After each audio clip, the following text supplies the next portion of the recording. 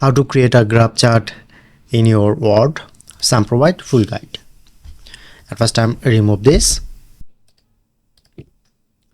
Okay, simply go to your insert option and showing it to chart option. Press on, showing it to more different chart, line, pie, bar, area, and you just select any one. Like I'm select to column and column style.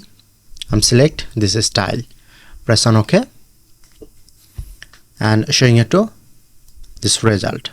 You can easily customize here. Okay, you just pasted your own chart. If you want to transfer or move, press on to select and move anywhere. Increase or decrease size.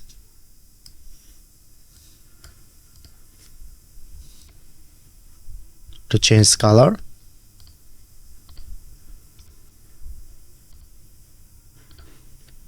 So that's it.